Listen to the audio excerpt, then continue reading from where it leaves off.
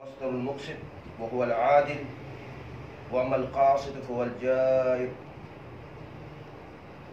وبه قال حدثنا أحمد بن أشكابة وأحمد بن أشكاب قال حدثنا محمد بن فضيل عن أمارة بن الكعكع عن أبي زرعة عن أبي هريرة رضي الله تعالى عنه قال قال النبي صلى الله عليه وسلم: كلمتان حبيبتان إلى الرحمن خفيفتان على اللسان ثقيلتان في الميزان سبحان الله وبحمده سبحان الله العظيم.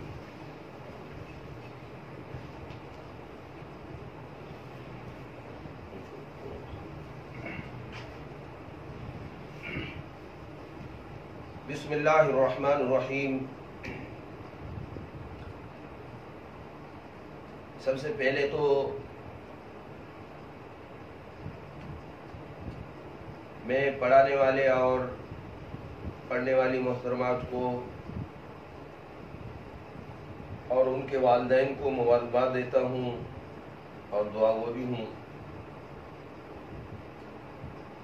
چونکہ یہ سبق ہے اور درس ہے، اس لیے عام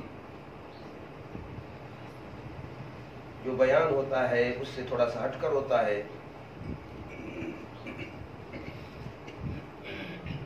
سبق کے انداز میں تھوڑی سی باتیں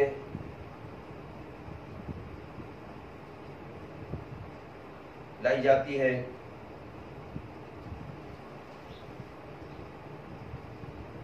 اس موقع پر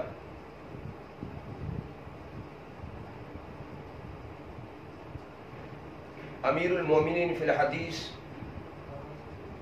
و محسن الامہ فی الحدیث الامام الجلیل الہمام الفخام محمد بن اسماعیل البخاری نور اللہ مرقدہ کے حالات بھی بیان کیے جاتے ہیں، اس کی علمی خدمات، حدیث کی دنیا میں اس کا مقام، اس کا مرتبہ. اس کے ساتھ ساتھ اس موقع پر تدوین حدیث کی تاریخ کہ پاک و ہند میں علم حدیث کی تدوین کی کیا تاریخ ہے، کہ علم حدیث ہندوستان میں کیسے آیا اور اس کی نشر و اشاعت کیسے ہوئی. یہ تدوین حدیث بھی اس مقام پہ ہمارے اکابرین بیان فرماتے ہیں. اور پھر ساتھ ساتھ صحیح البخاری کی خصوصیات اور صحیح بخاری کا مقام و مرتبہ سیاست میں، اور پھر صحیح بخاری کے اندر مرویات کی تعداد اور پھر بعد از حذف تعداد مرویات، یہ ساری چیزیں بیان کی جاتی ہیں. اور چونکہ آپ نے بخاری کی ابتدا میں یہ ساری چیزیں درجن فدرجن پڑھی ہیں، اسی لیے امام بخاری رحمہ اللہ کے حالات یا تدوین حدیث یا بخاری کی خصوصیات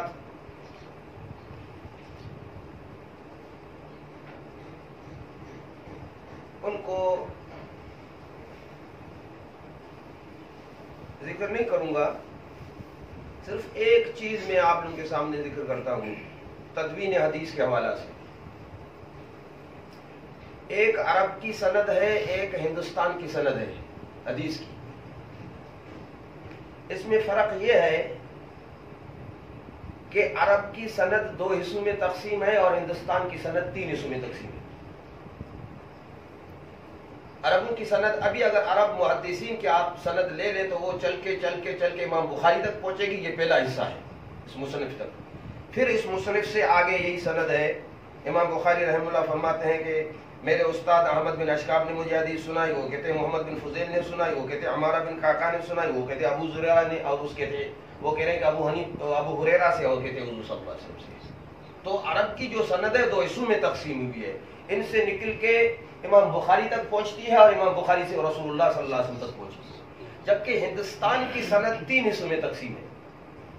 ایک سند وہ ہے جو ہم ناکارہ سے شروع ہوتی ہے، پھر ہمارے اساتذہ سے ہو کر، پھر ان سے ہو کر، جیسے ہمیں حدیث پڑھائی مثلا حضرت مولانا عبدالغفور قاسمی دامت رحمہ نور اللہ مرقدہ نے اور مولانا محمد صالح الحداد دامت برکاتہم العالیہ نے یا مفتی ہمارے استاد صاحب نے اور مفتی نجم الحسن صاحب نے، اور انہوں نے واپس حضرت بنوری رحمہ اللہ سے پڑھی، اور اسی طرح حضرت ٹونکی رحمہ اللہ سے پڑھی، اور اسی طرح انہوں نے جا کر حضرت مدنی رحمہ اللہ سے، اور حضرت مدنی والوں نے جا کر حضرت شیخ الہند رحمہ اللہ سے، اور انہوں نے حضرت قاسم نانوتوی رحمہ اللہ، حضرت گنگوئی رحمہ اللہ سے، اور پھر انہوں نے آگے سلسلہ چل کے اور شاہ عبدالعزیز سے ہوتے ہوئے حضرت شاہ ولی اللہ تک پہنچتا ہے۔ ایک سند کا پہلا حصہ ہے، یہاں سے شروع ہوتی ہے اور حضرت شاہ ولی اللہ تک جا کر پہنچتی ہے۔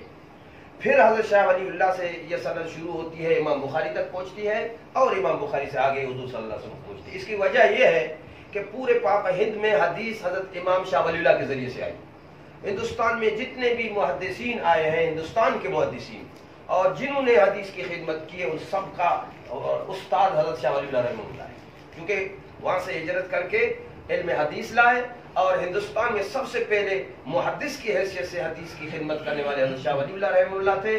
اس لیے ہماری جو سند ہندوستان کی جو سند ہوتی ہے اس کے 3 حصے ہوتے ہیں، ایک یہاں سے شروع ہو کر شاہ ولی اللہ تک پہنچتی ہے، پھر شاہ ولی اللہ سے لے کر حضرت امام بخاری رحمہ اللہ تک پہنچتی ہے، اور حضرت امام بخاری سے آگے یہی سند موجود ہوتی ہے جو حضور صلی اللہ علیہ وسلم پہنچتی ہے۔ اسی لیے تدوین حدیث میں یہی بات آپ لوگوں کو صرف بتا رہا ہوں۔ اس کے ساتھ یاد رکھیں، محدثین جب روایات ذکر کرتے ہیں، احادیث ذکر کرتے ہیں، تو تقریباً میرے خیال میں 98-99% سارے محدثین تراجم باب قائم کرتے ہیں۔ صرف اکا دکا جیسے حضرت امام مسلم رحمہ اللہ نے تراجم باب قائم نہیں کی، ورنہ تقریباً جتنے بھی محدثین ہیں وہ تراجم باب قائم کرتے ہیں۔ 3 چیزیں ہوتی ہیں، ایک ترجمۃ الباب ہوتا ہے، اور اس کے بعد سند حدیث ہوتی ہے، اور اس کے بعد متن حدیث ہوتا ہے۔ 3 چیزیں ہوتی ہیں۔ ترجمۃ الباب جس کو ہم جدید زبان میں سرخی کہتے ہیں، ہیڈنگ کہتے ہیں، عنوان کہتے ہیں، اور پھر اس کے بعد سند حدیث ہوتا ہے۔ سند حدیث کی معنی سلسلۃ الرواۃ، جو ایک سلسلۃ الذہب ہوتا ہے، میں نے حدیث اس سے سنی، اس نے اس سے سنی، اس نے اس سے سنی، استادوں سے سن کے یہ ہوتی ہے حدیث کی سند۔ پھر جب سند ختم ہوتی ہے، صحابی پر یا تابعی پر یا حضور صلی اللہ علیہ وسلم تک پہنچتی ہے، اس کے بعد جو عبارت ہوتی ہے، جو اصل الفاظ ہوتے ہیں، جو لسان پیغمبر علیہ الصلوۃ والسلام سے نکلے ہوئے الفاظ ہوتے ہیں، ان کو کہتے ہیں متن حدیث، جس میں اصل حکم بیان ہوتا ہے، اصل مسئلہ بیان ہوتا ہے، اس کو کہتے ہیں متن حدیث۔ کہتے ہیں کہ بلکہ تمام محدثین کا اتفاق ہے کہ دنیا کے اندر جتنی بھی حدیث کی کتب ہیں، ان سب میں عالی اور عمدہ اور عالی شان تراجم امام بخاری کے، اتنی عالی شان تراجم امام بخاری نے قائم کی ہے، تمام محدثین کا اتفاق ہے۔ امام بخاری رحمہ اللہ تراجم جب قائم، امام بخاری کے تراجم، ان تراجم میں امام بخاری نے ایسے تراجم قائم کی ہیں کہ جن میں امام بخاری کی اجتہادی صلاحیات ٹپکتی بھی نظر آتی ہیں، اور ایک اس کی فقہی مقام اس کا ٹپکتا ہوا نظر آتا ہے کہ کتنا بڑا محدث ہونے کے ساتھ کتنا بڑا فقیہ تھا۔ اس نے تراجم ایسے قائم کیے ہیں، اسی لیے کہتے ہیں فقہ البخاری فی تراجمی، کہ امام بخاری رحمہ اللہ کی فقاہت کا اگر اندازہ کرنا ہے، اس کے مقام اجتہاد کا اندازہ کرنا ہے، تو بخاری کے تراجم کو آپ دیکھ لو، خود بخاری کا مقام فقاہت آپ کو سمجھ آئے گا کہ امام بخاری صرف امیر المومنین فی الحدیث نہیں تھے، فقہ میں بھی اس کا بہت بڑا مقام تھا۔ ان تراجم کو اگر دیکھا جائے، اسی لیے کہتے ہیں فقہ البخاری فی تراجمی، امام بخاری کے فقہی مسائل اس نے تراجم میں رکھے ہیں، ایک یہ بھی مطلب ہو سکتا ہے، یا امام بخاری کی فقاہت اور مقام اجتہاد کو دیکھنا ہے تو تراجم باب کو دیکھو، امام بخاری کا مقام کا پتہ پڑ جائے گا۔ لیکن یاد رکھو، اللہ حکیم ہے، امام بخاری فقیہ بھی تھا، مجتہد فقیہ بھی تھا اور محدث بھی تھا، لیکن اللہ نے امام بخاری کو حدیث کے لیے منتخب کیا کہ آپ حدیث کی خدمت کر لو، فقاہت ابو حنیفہ کے والے چھوڑ دو۔ اور ابو حنیفہ کو فقہ کے لیے اللہ نے منتخب کر لیا کہ آپ فقہ سنبھال لو اور حدیث محدثین کے حوالے کر دو، حدیث کی خدمت وہ کر لیں گے بخاری والے اور فقہ کی خدمت آپ کر لو۔ ورنہ امام بخاری جس طرح امیر المومن فی الحدیث ہے اور فقہ کا بھی امام ہے، تو پھر ماننا پڑے گا امام ابو حنیفہ بھی امیر المومن فی الحدیث بھی ہے اور فقیہ بھی ہے۔ لیکن صرف بات اتنی ہے کہ امام ابو حنیفہ رحمہ اللہ فقہ ایک بہت بڑا دین کا ماخذ ہے، احادیث کا خلاصہ ہے۔ اللہ نے امام ابو حنیفہ رحمہ اللہ کو فقہ کے لیے منتخب کیا اور امام بخاری کے ادھر منتخب کر لیا، ورنہ بخاری فقیہ بھی تھا، محدث بھی تھا، اور امام ابو حنیفہ فقیہ بھی تھے اور محدث بھی تھے۔ لیکن اس پہ نقل حدیث کا اللہ نے غلبہ ڈال دیا، اس پہ فقہ کا غلبہ ڈال دیا۔ جس طرح ابو بکر صدیق رضی اللہ تعالیٰ عنہ، حالانکہ سارے صحابہ تو سچے تھے نا، لیکن ابو بکر پر صدق کا غلبہ تھا، اسی لیے سارے فاروق تھے بھائی، سارے صحابہ فاروق تھے، لیکن عمر پر اس صفت کا غلبہ تھا۔ سارے صحابی بہادر تھے، عمران خان کہہ رہا ہے کہ سارے بزدل تھے، اس کو شرم نہیں آتی ہے۔ سارے صحابہ بہادر تھے، لیکن علی پر یہ صفت غالب تھی، اسی لیے علی کو شجاع کہا جا رہا ہوتا ہے، شیر خدا کہا جا رہا ہوتا ہے۔ اسی طرح امام بخاری رحمہ اللہ فقیہ بھی تھا اور محدث بھی تھا، لیکن محدثانہ کیفیت اور صفت اس پر غالب تھی۔ اور امام ابو حنیفہ رحمہ اللہ محدث بھی تھے اور فقیہ بھی تھے، لیکن اس پہ فقاہت کی صفت غالب تھی، اس لیے اس کو امیر المومن فی الفقہ کہا جانے لگا، اس کو امیر المومن فی الحدیث کہا جانے لگا۔ کیونکہ یہ تھوڑی حدیث درس کا سبق ہوتا ہے، تھوڑا علمی انداز میں ہوتا ہے، اسی لیے ٹھیک ہے، یہ دو باتیں نوٹ کر لیں۔ امام بخاری رحمہ اللہ نے یہ فقہی تراجم قائم کر کے، میرے خیال میں وہ لوگ جو امام بخاری کا نام لے کر بڑے اچھلتے ہیں، قرآن حدیث فقہ کا انکار کر رہے ہوتے ہیں اور امام بخاری کی محبت کو اور امام بخاری کو اپنا پیشوا مانتے ہیں، میرے خیال میں بخاری کو تھوڑا دیکھ لے تو بخاری ان سے اتفاق کرنے کے لیے تیار نہیں ہے۔ امام بخاری کہتا ہے اگر مجھے مانو گے تو فقہ ماننا پڑے گا۔ تراجم اپنے قائم کر کے ان کو متنبع کر دیا ہے کہ فقہ سے اگر آپ ہٹ نہیں سکتے ہو۔ امام بخاری رحمہ اللہ خود اپنی کتاب میں فقہی ابواب قائم کر کے متنبع کرتے ہیں کہ دین کے ماخذ حدیث اور فقہ دونوں دین کے ماخذ ہیں۔ یاد رکھو اجماع اور قیاس میں سے فقہ میں داخل ہوتا ہے، اسی لیے دین کے ماخذ دو ہیں اور ان ماخذوں کا ماخذ وہ ایک ہے، وہ قرآن مجید ہے۔ قرآن اصل ماخذ ہے، پھر قرآن مجید کے سے مستمدہ مسائل کے حوالہ سے دو ماخذ ہیں، ان کو بھی تدریجاً اسی طرح ہم ذکر کر لیں گے کہ قرآن کے بعد حدیث ہے اور حدیث کے بعد فقہ ہے۔ قرآن حدیث اور فقہ یہ دونوں قرآن کے ماخذ ہیں۔ امام بخاری نے بخاری شریف کے اندر اس حدیث کی کتاب میں یہ فقہی انداز اپناتے ہوئے، یہ فقہی مسائل پر مبنی تراجم قائم کرتے ہوئے بتا دیا ہے کہ فقہ کے بغیر کوئی چارہ نہیں ہے، میں حدیث کا محدث ہوں تو فقہ کا فقیہ ہوں۔ یہ بات بھی نوٹ کر لیں۔ امام بخاری رحمہ اللہ تراجم میں بڑی وسعت سے کام لیتے ہیں، بڑی توسیع ہوتی ہے اس کے تراجم میں، اور امام بخاری کے تراجم کا انداز بڑا عجیب ہوتا ہے، بڑی توسع سے کام لیتے ہیں۔ کبھی کبھی امام بخاری رحمہ اللہ جو ترجمۃ الباب قائم کرتے ہیں، اس نے سوچ لیا ترجمہ باب میں قائم کر رہا ہوں، یہ عنوان قائم کر رہا ہوں، پھر اس نے قرآن پہ نظر ڈالی، قرآن کی کوئی آیت یا لفظ اگر اس کو نظر آ جائے وہ بھی ترجمہ میں ڈال دیتے ہیں۔ جیسا کہ خود ادھر جو ہے آگے جو ہے بہت ساری ایسی پہلی بخاری شریف کی پہلا جو باب ہے کیف کان بدء الوحی وقول اللہ عز وجل انا اوحینا الیک کما اوحینا الی نوح نبی من بعدہ، ادھر اس کو کیف کان بدء الوحی، وحی کی مناسبت اس کو قرآن کی آیت نازل ہوئی ادھر داخل کر دی۔ تو کبھی قرآن کی آیت یا کوئی قرآن کا لفظ اگر مناسبت سے مل جاتا ہے تو امام بخاری ترجمہ باب میں وہ بھی ڈال دیتے ہیں، مزید توسیع۔ اور آپ نے دیکھا ہوگا کہ اکثر امام بخاری رحمہ اللہ تراجم باب میں روایات کو ذکر کر دیتے ہیں۔ تھوڑا سمجھو، علمی بات ہے۔ تراجم ابواب میں امام بخاری روایات کو ذکر کر دیتے ہیں، پھر امام بخاری رحمہ اللہ کبھی حدیث کا متن مجرد عن نسبہ ذکر کر دیتے ہیں۔ مجرد عن نسبہ کے معنی کہ صرف حدیث کے لفظ ذکر کر دیتے ہیں، ان رسول اللہ بھی نہیں کہتے ہیں صلی اللہ علیہ وسلم، بالکل کوئی نسبت نہیں ہوتی ہے، ہوتا حدیث کا متن ہے لیکن نہ قال رسول اللہ کہتے ہیں نہ ان رسول اللہ صلی اللہ علیہ وسلم کہتے ہیں، اور ایسے ہی ذکر کر دیتے ہیں۔ ویسے ترجمہ الباب امام بخاری نے کہ الحیاء من الایمان، ترجمہ باب قائم کر دیا، حالانکہ حدیث کا متن ہے۔ حدیث میں امام بخاری رحمہ اللہ نے کتاب الایمان میں باب قائم کر دیا، المسلم کیا حضور صلی اللہ من سلم المسلم من لسانه یدی المسلم من سلم المسلم من لسانه یدی، یہ امام بخاری نے ترجمہ الباب قائم کیا، حالانکہ وہاں صرف حدیث کے متن کو ذکر کر دیا ہے اور نسبت بالکل نہیں رکھی ہے۔ اور کبھی قال رسول اللہ صلی اللہ علیہ وسلم، بہت ساری جگہوں پہ آپ بخاری شریف دیکھیں گے جب ترجمہ الباب قائم کرتے ہیں تو نسبت الی رسول کر کے قال رسول اللہ صلی اللہ علیہ وسلم کے ترجمہ باب کو قائم کر دیتے ہیں، اور کبھی کبھی تابعی کو بھی صحابی کو ذکر کر دیتے ہیں، ان ابی ہریرہ قال قال رسول اللہ صلی اللہ علیہ وسلم ذکر کر دیتے ہیں، راوی صحابی کو ذکر کر دیتے ہیں، اور کبھی کبھی تھوڑا سا اور بھی آگے بڑھتے ہیں تو تابعی کو بھی ذکر کرتے ہیں، اگلا جو راوی ہوتا ہے قال مجاہد عن ابن عباس عن النبی صلی اللہ علیہ وسلم، کبھی تابعی کو بھی ذکر کر دیتے ہیں، کبھی قال الحسن عن فلان عن فلان عن النبی صلی اللہ علیہ وسلم۔ تو گویا کہ میرا مقصد یہ ہے کہ امام بخاری اپنے تراجم میں بڑی توسع سے کام لیتا ہے، اور کبھی قرآن کی آیات نازل آتی ہیں مناسبت سے وہ بھی داخل کر دیتا ہے، اور کبھی کبھی روایات کو ذکر کر دیتا ہے۔ پھر روایات کو میں نے کہا کہ کبھی کبھی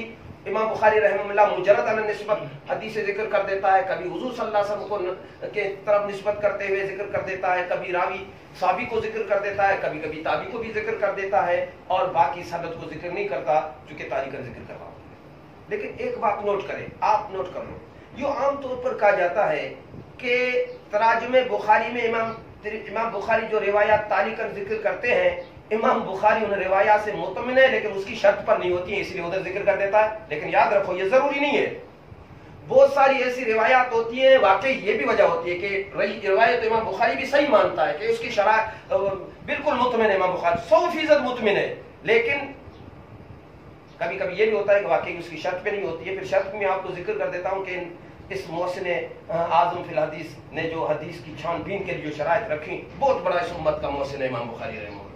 تو کبھی کبھی یہ ہوتا ہے کہ واقعی اس کی شرط پر نہیں ہوتی ہے، اس کا دل چاہ رہا تھا کہ ما فی الباب ذکر کر دوں، لیکن مجبوری تھی چونکہ اس کی شرط پہ نہیں تھی، اس لیے اس کو تعلیقاً ترجمہ باب میں رکھ دیا۔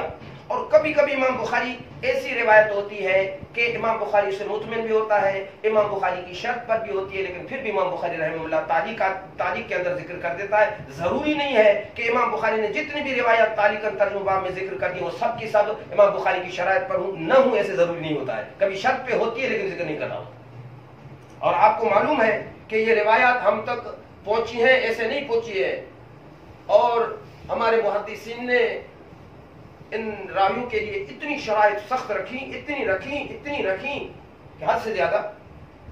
کہتے ہیں کہ اگر کوئی آدمی راوی روایت نقل کرنے والا اگر اپنی بکری کو، جیسے نا بکری کو بلانا ہوتا ہے تو پھر اس طرح کہتے ہیں، حالانکہ نہ دانا ہوتا ہے نہ گھاس ہوتا ہے ایسے بلانے کے لیے، اگر کوئی راوی بکری کو اس طرح سے بلا لیتا تو اس کی بھی روایت لینے کے لیے تیار نہیں ہوتے تھے کہ تو بکری کو دھوکہ دے رہا ہے۔ اس لیے اتنا سختی سے انہوں نے کام لیا ہے راویوں کے بارے میں کہ جن راویوں کی دین، ان کی ایمان، ان کے عمل، ان کی ثقافت، ان کی قوت حافظہ اور ان کی نینداری، ان کی امن سے مکمل طور پر متفق ہوتے، ان کی روایات کو لیتے تھے، ورنہ معمولی کمی بیشی ہوتی تب بھی روایات کو لینے کے لیے تیار نہیں ہوتے تھے۔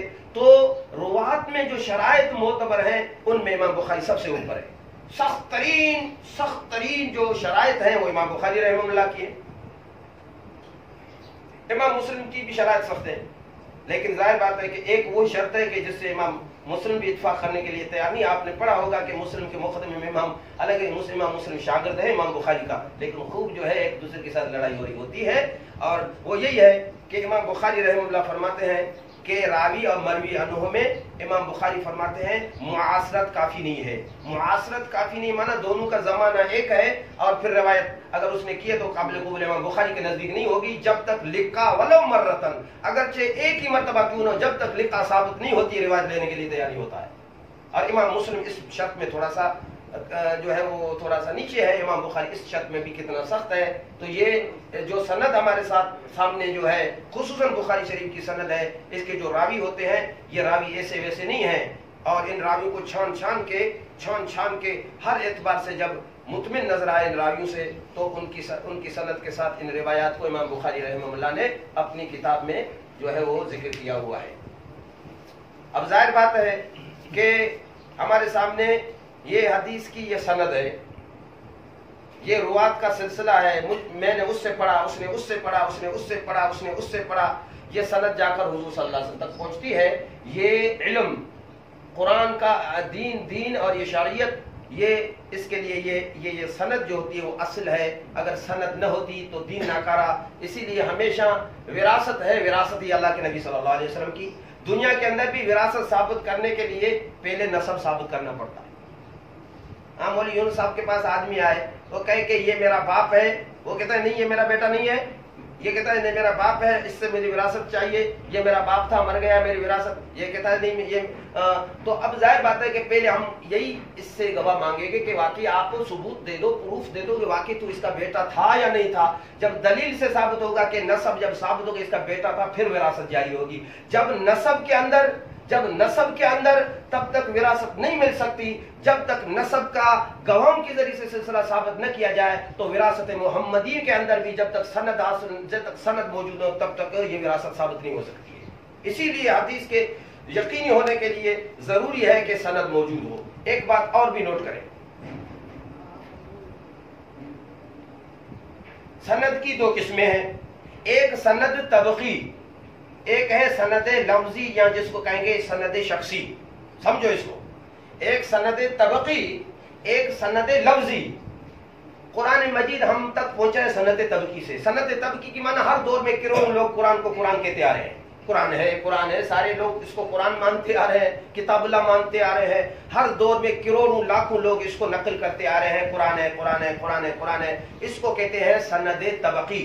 یاد رکھو قرآن بھی ہم تک سند طبقی سے پہنچا ہے، فقہ حنفیہ بھی سند طبقی سے پہنچا ہے. امام ابو حنیفہ رحمہ اللہ کا علم، امام ابو حنیفہ رحمہ اللہ کا فقہ، اصول ستہ کے اندر جامع صغیر ہے، جامع کبیر ہے، سیر صغیر ہے، سیر کبیر ہے، زیادات ہے، مقصود ہے، یہ سارا امام بخاری امام ابو حنیفہ کا جو فقہ تھا وہ بھی طبقاً در طبقاً پہنچا ہے. قرآن بھی ہم تک سند طبقی سے ثابت ہوا ہے. اسی طرح فقہ حنفی ہم تک پہنچا ہے، وہ بھی سند طبقی سے ثابت ہوا ہے. اور سند طبقی سے جو چیز ثابت ہو جائے اس میں شک کی میرے خیال میں کوئی گنجائش نہیں ہوتی ہے. اب آگے چلو سند لفظی پر. سند لفظی مانا میں اس سے روایت کر رہا ہوں، یہ اس سے روایت کر رہا ہے، یہ اس سے روایت کر رہا ہے، یہ ہے سند لفظی، جیسا کہ بخاری شریف کی سند ہے. یاد کرو صرف یہ اس امت کی خصوصیت ہے کہ دین اور شریعت کو سند لفظی کے ساتھ نقل کیا ہوا ہے. اس سے پہلے کوئی امت ایسی نہیں گزری کہ جس نے سند لفظی کے ساتھ اپنے دین کو نقل کیا ہو. حضرت موسیٰ علیہ السلام کے احوال، حضرت موسیٰ کی خصوصیات، حضرت موسیٰ کے حرکات و سکنات، حضرت موسیٰ کی سیرت سند کے ساتھ ثابت نہیں ہے.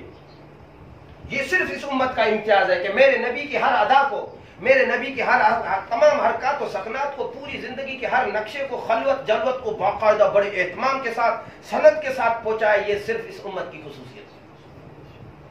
یہ سند کے ساتھ یہ صرف اس امت کی خصوصیت ہے کہ اپنے دین کو نقل در نقل، ورنہ کسی بھی مذہب میں، کسی بھی پہلے والے نبی کے مذہب میں یہ نہیں تھا جس طرح یہ سند ہمارے پاس موجود ہے. میں نے اس سے پڑھا، اس نے اس سے پڑھا، اس نے اس سے پڑھا، پھر امام بخاری نے اس سے پڑھا، اس نے اس سے پڑھا، پوری حدیث اس طرح سند کے ساتھ. یہ صرف اس امت کی خصوصیت ہے اور یہ اعزاز اللہ نے امت محمدیہ صلی اللہ علیہ وسلم کو بخشا ہوا.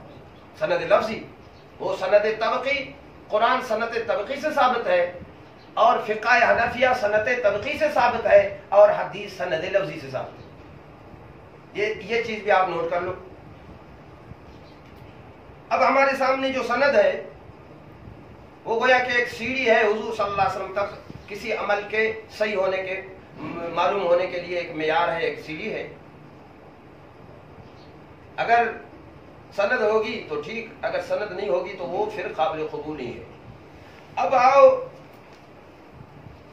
اس سند حدیث کے بعد آگے متن حدیث آتا ہے، جو حدیث جب شروع کر لیں گے وہاں آپ کے سامنے وہ آئے گی.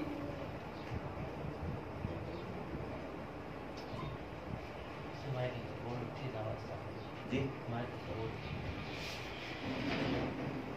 اب اتنی باتیں میں نے مختصر آپ کے سامنے عرض کر لی، وقت بھی مختصر ہے، اب اس لیے حدیث کو ہم شروع کر دیتے ہیں. وَنَزَعُ الْمَوَازِينَ الْقِسْطَ لِيَوْمِ الْقِيَامَةِ.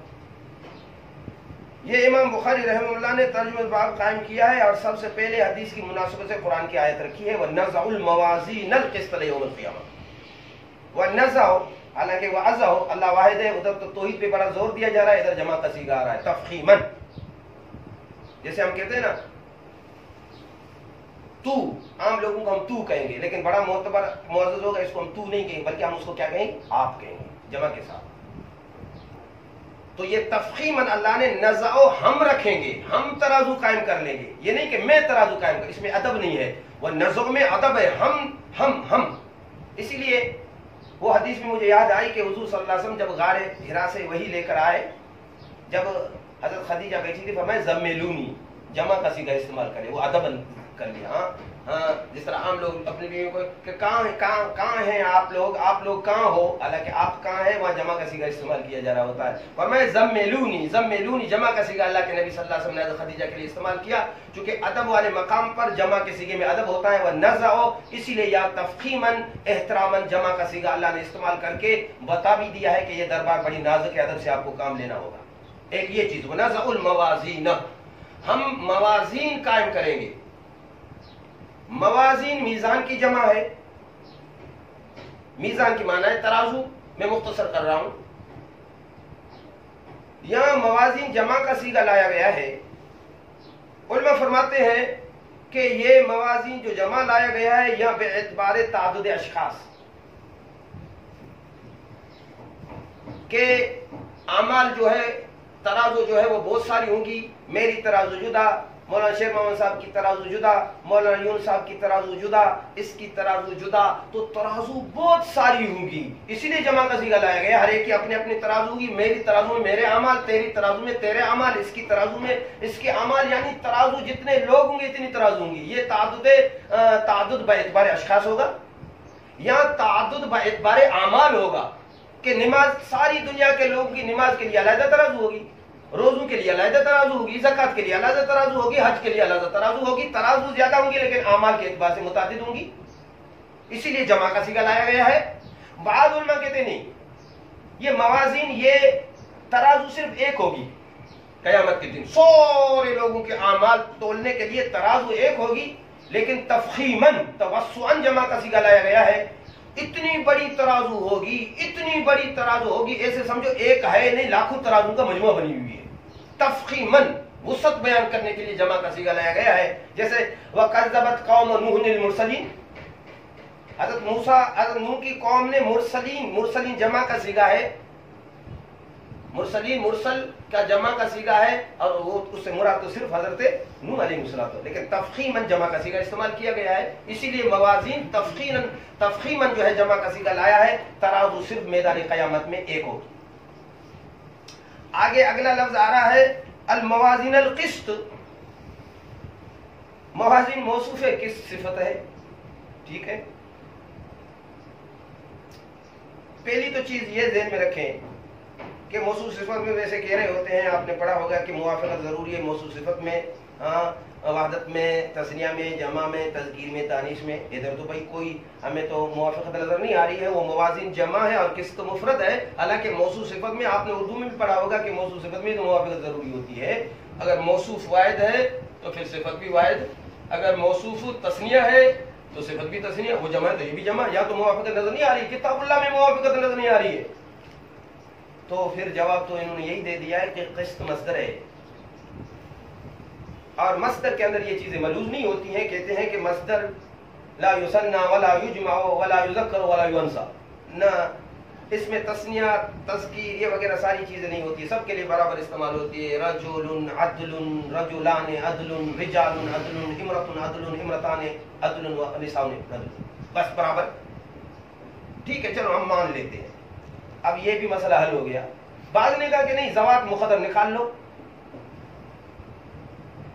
زوات الموازین و زوات القسط، عدل والی ترازو، پھر تو کوئی مسئلہ ہی نہیں ہے، پھر تو موافقت کا اشکال پڑے گا نہیں۔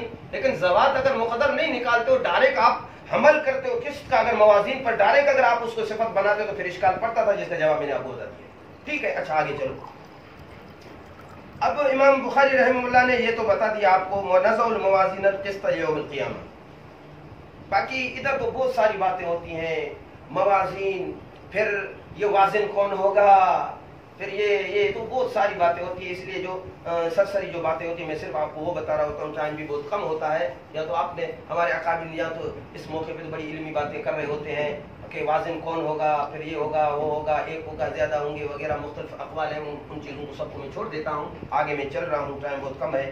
آگے فرمایا کہ وَنَزَعُ الْمَوَازِينَ الْقِسْطَ لِيَوْمِ الْقِيَامَةِ، قیامت کے دن ہم ترازو قائم کریں گے.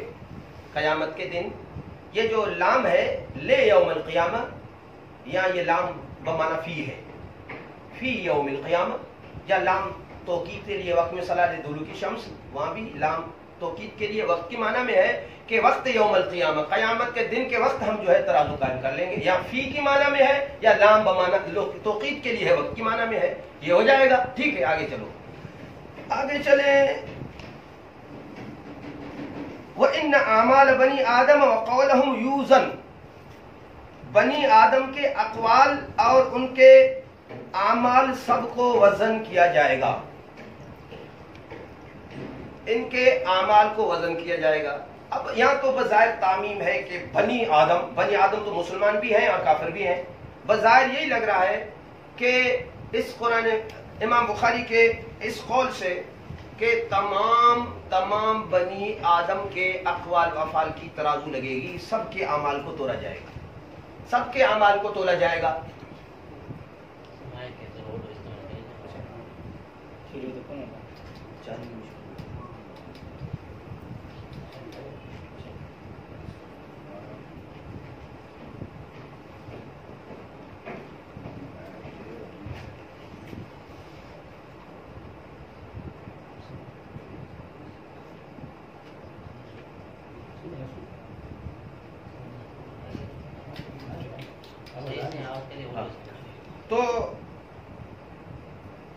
تو امام بخاری رحمہ اللہ بظاہر جو امام بخاری کا انداز ہے کہ ان اعمال بنی آدم، کہ بنی آدم کے اعمال اور اقوال کو تولا جائے گا، امام بخاری تعمیم سے کام لے رہے ہیں. تو بظاہر یہی معلوم ہوتا ہے کہ امام بخاری کا بھی رجحان اس طرف ہے کہ اعمال سب کے سب کا وزن ہو جائے گا، سب کے اعمال کا وزن ہو جائے گا. بعض علماء کہتے ہیں نہیں، اس تعمیم میں تخصیص ہے. نصوص کے پیش نظر کافروں کے اعمال کو بھی نہیں تولا جائے گا اور نبی کے اعمال کو بھی نہیں تولا جائے گا. تول کی ضرورت وہاں ہوتی ہے جہاں نیکیوں کے ساتھ برائیاں بھی ہوں، پھر جانچ کے دیکھا جائے کہ نیکیاں زیادہ ہیں یا برائیاں زیادہ ہیں. اور کفار کے پاس تو صرف کفر گناہ نیکی کوئی ہے نہیں، تو ترازو کا فائدہ کیا ہوا؟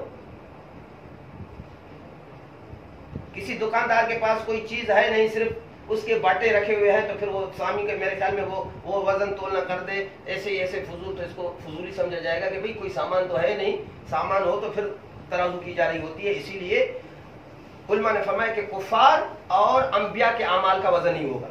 فلا نقیم لہ یوم القیامت وزنا، ہم ان کے لیے یعنی کفار کے لیے قیامت کے دن ترازو قائم نہیں، ان کے لیے ہم وزن قائم نہیں کریں گے. یہ ہے قرآن مجید کی آیت. اس سے ان حضرات نے استدلال کیا ہے کہ کفار کے اعمال کا وزن ہوگا نہیں، ڈائریکٹ ان کو جہنم میں بھیج دیا جائے گا. فلا نقیم لہ یوم القیامت وزنا، وزن نہیں ہوگا ان کا. وزن کس چیز کا ہو؟ صرف برائیاں ہیں، صرف کفر ہے، نیکیاں کوئی ہے نہیں، تو وزن پھر کر کے ہم دیکھ لیں. اسی لیے فلا نقیم لہ یوم القیامت وزنا، وزن نہیں ہوگا. بعض کہتے نہیں وزن ہوگا، وزن ہوگا. ومن خفت موازینہ فاولئک الذین خسروا انفسهم، ان کا وزن ہوگا. وزن کا فائدہ کیا ہوگا؟ حجت قائم ہوگی، حجت. ورنہ اللہ کو تو وزن کی وجہ سے ضرورت بھی نہیں ہوتی. یہ تو آج تو وزن ترازو حجت قائم کرنے کے لیے لگائی جا رہی ہے. نبی کے لیے ترازو ہوگی اعزاز کے لیے. نبی کی ترازو جب لگائی جائے گی، ایک پلڑے میں نیکیاں اور برائی کے پلڑے میں ایک چھوٹی سی بھی برائی نظر نہیں آئے گی. نبیوں کا اعزاز ظاہر ہو جائے گا. اور کفار کے لیے ترازو اس لیے تاکہ رسوا ہو جائے، ساری دنیا آنکھوں سے دیکھے کہ یہ خبیث کیسے ہیں، ایک نیکی بھی ان کے پلڑے میں موجود نہیں ہوتی. اس لیے ان کے لیے ترازو قائم ہوگی، نبیوں کے اعزاز کے لیے ترازو قائم ہوگی. یہ بات تھوڑی نوٹ کر لیں، کہیں میری نظر سے نہیں گزری ہے، بہرحال تو وغیرہ تو میں معذرت چاہتا ہوں. اور کفار کے لیے رسوا کرنے کے لیے ترازو قائم ہو جائے گی. ضروری نہیں ہے کہ نیکیاں بھی ہوں اور برائیاں بھی ہوں، پھر جانچ کے لیے لازمی نہیں ہوتا ہے. ترازو کے کچھ اور بھی تو فائدے ہو سکتے ہیں. حجت قائم کرنے کے لیے اللہ ترازو قائم کر لیں گے. اسی لیے انہوں نے فرمایا کہ کفار اور یہ جو ہے وہ انبیاء علیہ السلام ان کے لیے بھی ترازو قائم ہو جائے. یہ بات آپ کو ذہن میں ہونی چاہیے. اچھا آگے چلے. چلو ٹھیک ہے. برحال امام بخاری نے تعمیم سے کام لیا، بنی آدم ان کے اقوال اور اعمال کو تولا جائے گا. ارے بھائی وزن کیا جائے گا، تولا جائے گا، اور اعمال تو نہ نظر آتے ہیں، نہ ان کو کوئی بقا ہے، وزن تو ہمیشہ اس چیز کا کیا جائے گا جس کو اٹھایا جا سکے، جو خارج میں موجود ہو، جس کو قیام بنفسی ہو، تاکہ اس کو اٹھا کے آدمی تو ترازو میں رکھ سکے۔ اعمال تو نظر ہی نہیں آتے۔ ساری رات تہجد پڑھ لو، مسجد سے نکلو، کوئی آپ کی، یہ تو آپ نظر آ رہے ہو، نماز دکھاؤ مجھے دکھاؤ، نماز پڑھ رہے ہو، میں آپ سے کہوں کہ نماز دکھاؤ، نماز نہیں دکھا سکو گے۔ یہ تو آپ نظر آ رہے ہو حرکت کرتے ہوئے، تیری عمل تیری نماز نظر نہیں آ جائے گی۔ آپ بول رہے ہیں، میں کہتا ہوں آپ اپنی بات دکھاؤ، آپ بات نہیں دکھا سکتے ہو، آپ اپنی زبان تو کھول کے مجھے دکھا سکتے ہو لیکن بات نہیں دکھا سکو گے، تو پھر وزن کیسے کریں گے؟ وزن تو وہ چیز جو موجود ہو، جس کو اٹھا کے ہم ترازو میں رکھ لیں۔ اقوال و اعمال تو اعراض ہیں، لا يتقوم بنفسها، یہ تو خود لا تتقوم بنفسها خود موجود ہی نہیں، تو ان کی ترازو کیسے ہوگی، ان کا وزن کیسے ہوگا؟ وزن صفات وجود ہے، وہ ایک چیز کا وجود ہو، موجود ہو، میری طرف متوجہ، میری طرف بند۔ اور اسی لیے وزن کیسے اعمال کا ہوگا؟ بڑا اشکال ہے اس زمانے میں۔ اس کا جواب تو یہی دیا کہ سائنسی دور میں تو مسئلہ بالکل حل ہے۔ آپ بخار ایک حرارت ہے، وہ ایک عرض ہے، اس کا آپ وہ اندازہ کر سکتے ہیں تھرمامیٹر کے ذریعے سے، یا لائٹ ہے، بجلی کا کرنٹ ہے، وہ بھی تو ایک عرض ہے، اس کا بھی آپ اندازہ کر سکتے ہو۔ تو پھر جب لوگ ان اعراض کا جب یہ وزن کر سکتے تو اللہ کے لیے کون سی مشکل ہے؟ میرے خیال میں جواب یہی دیا جائے گا کہ آپ عقل کے پیچھے چلو ہی نہیں۔ جب میدان قیامت کا قائم کرنا انسان کی عقل میں سمجھ نہیں آتا ہے تو پھر ان چیزوں کے پیچھے کیوں پڑتے ہو؟ جو رب العالمین اس وجود سے یہ آراز صادر کر سکتا ہے، ان آراز کو میں کہتا ہوں بغیر جسم دیے بھی اللہ توڑ سکتا ہے۔ بس ہمارا ایمان ہے کہ وہ اتنا قادر ہے۔ بعض نے کہا جسم دیا جائے گا، بعض نے کہا ان کو جسم کی شکل دی جائے گی۔ بہرحال یہ مختلف جوابات ہیں، لیکن ہمارا تو ایمان ہے وہ اتنا قادر ہے، اس کی قدرت کو ہم اتنا مانتے ہیں کہ نہ جسم دینے کی ضرورت، کچھ دینے کی، وہ عرض کو عرض کی شکل میں بھی ٹال سکتا ہے۔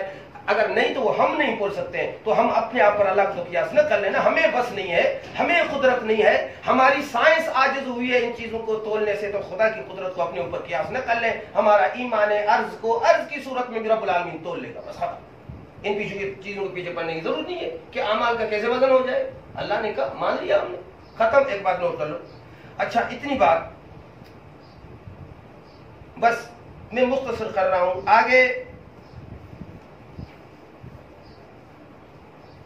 وقال مجاہد القسطاس العدل، یہ تھوڑا نوٹ کریں۔ میں نے آپ کو پہلے بھی کہا کہ امام بخاری ترجمے میں کبھی تابعین کے قول بھی لاتے ہیں۔ یہاں امام بخاری رحمہ اللہ مناسبت سے کبھی قرآن کا لفظ لاتے ہیں، قرآن کا لفظ امام بخاری کو مل گیا مناسبت سے۔ کس کا لفظ تھا نا؟ وہ ہے وزنوا بالقسطاس المستقیم۔ قرآن مجید میں کس کا لفظ آیا ہے کہ آپ وزن کرو قسطاس مستقیم کے ساتھ، تو امام بخاری کو لفظ مل گیا مناسبت، ادھر ڈال دیا۔ کہا کہ مجاہد نے اور امام بخاری رحمہ اللہ نے لفظ ذکر کر کے مجاہد کے حوالہ سے اس کی تفسیر بھی بیان کر دی کہ یہ ہے، مجاہد کہتے ہیں کہ القسط والعدل، دو چیزیں ہیں۔ ایک تو امام بخاری کو قرآن سے نزع الموازین القسط ترجمہ باب کی مناسبت سے قرآن سے ایک لفظ مل گیا، وہ تھا قسطاس، وزنوا بالقسطاس المستقیم۔ امام بخاری نے کھینچ لائے، ترجمہ باب میں رکھا۔ ارے بھئی یہ لفظ اس کی معنی کیا ہے؟ امام بخاری نے اس کی تفسیر بھی مجاہد کے حوالے سے ذکر کر دی، القسطاس العدل۔ اب اس کی معنی ہے عدل، بتا دیا، ٹھیک ہے۔ اچھا آگے چلو۔ امام بخاری نے یہ بتا یہ دیا کہ امام مجاہد کہتے ہیں القسطاس، یہ قرآن میں جو لفظ آیا ہے، قرآن میں آیا ہے، وہ ہے، اس کی معنی عدل ہے، لیکن رومی کیا ہے؟ رومی۔ ارے بھائی وہ آیت مجھے بتاؤ، قرآن عربیہ کیا ہے پوری آیت؟ اب دیکھو یہاں اللہ فرماتا ہے کہ ہم نے قرآن مجید کو عربی زبان میں نازل کیا۔ قرآن کیا ہے؟ عربی ہے، اور ادھر قرآن میں ایک ایسا لفظ ہمیں مل گیا ہے اور مجاہد کہتے ہیں وہ رومی ہے، تو رومی زبان کا لفظ قرآن مجید میں آیا، یہ تو بظاہر تو اس آیت کے تو معارض نظر آ رہا ہے۔ ادھر اللہ کہتا ہے کہ قرآن کو ہم نے عربی میں نازل کیا ہے، اور ادھر غیر عربی لفظ قرآن میں آ گیا، یہ تو عربیت میں تو تھوڑا سا نقص ہوا، لیکن کوئی بات نہیں ہے۔ میں آپ کو ایک بات بتاتا ہوں، قرآن مجید اللہ فرماتے ہیں ہم نے عربی زبان میں نازل کیا ہے، کیا مطلب؟ اس کا یہ مطلب نہیں ہے کہ سارے لفظ قرآن مجید کے اصل العرب ہے، یہ نہیں ہے، سمجھو۔ سارے لفظ یہ ضرور نہیں ہے کہ اصل العرب ہوں۔ اب عربی سے معنی یہ ہے کہ یہاں اصل العرب لفظ ہے، یہاں دوسری زبان سے عربوں نے استعمال کرنا شروع کر دیا، بس ٹھیک ہے۔ ابھی ہم اپنی زبان میں استعمال نہیں کر رہے ہوتے ہیں۔ ہاں کوئی بڑا لیڈر جب انٹرویو دیتا ہے اردو میں، کس میں دیتا ہے؟ پھر اردو میں انگلش کا لفظ استعمال نہیں کرتا، ایک دو استعمال کر لیا، لیکن ساری دنیا کہتی ہے کہ انٹرویو کس میں دیا؟ اردو میں دیا۔ بھائی اردو میں جب انٹرویو دیتا ہے، انگریزی کے ایک دو چار لفظ آ جائے تو اردو سے نہیں نکلتا ہے، تو ٹھیک ہے، کوئی مسئلہ نہیں ہوتا ہے۔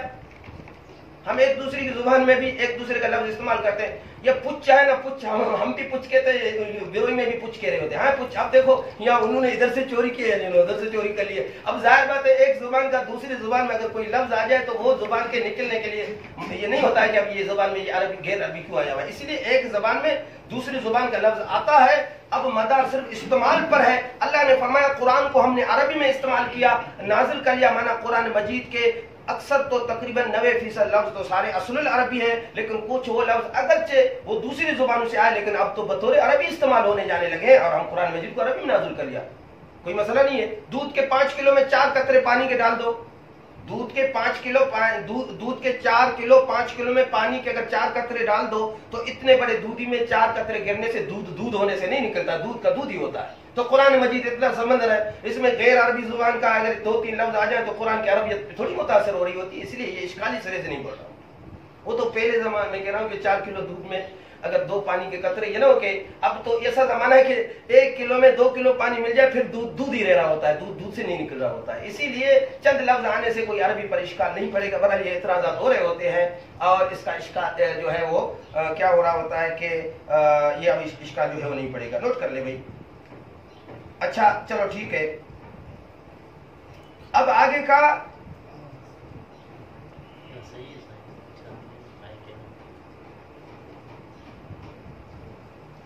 وَيُقَالُ الْقِسْطُ مَصْدَرُ الْمُقْسِطِ. امام صاحب کو یہ کیوں کہنا پڑا القسط مصدر المقسط؟ چونکہ قسط کی اصل معنی ہے ظلم, تو موازین کی صفت نہیں بن سکتا. ہم نے عدل کی ترازو قائم کی, نہ کہ ظلم کی ترازو قائم کر لی. تو یہاں قسط وہ عمل قاسطون وہ وَكَانُوا لِجَهَنَّمَ حَطَبًا. قرآن مجید فرماتا ہے قاسطون وہ جہنم کا ایندھن ہوں گے. قاسطون یعنی الجائرون الظالمون. تو قسط کی معنی تو ظلم ہے اور ادھر اللہ نے موازین کی قسط کے ساتھ صفت لائی ہے, تو آخرکار قسط کی معنی تو ظلم ہے. تو پھر امام صاحب کو کہنا پڑا کہ یہ قسط جو ہے وہ مصدر المقسط ہے. یعنی یہ مقسط باب افعال, مقسط یہ اسم فاعل کا ہے باب افعال کا, اس کی مصدر ہے.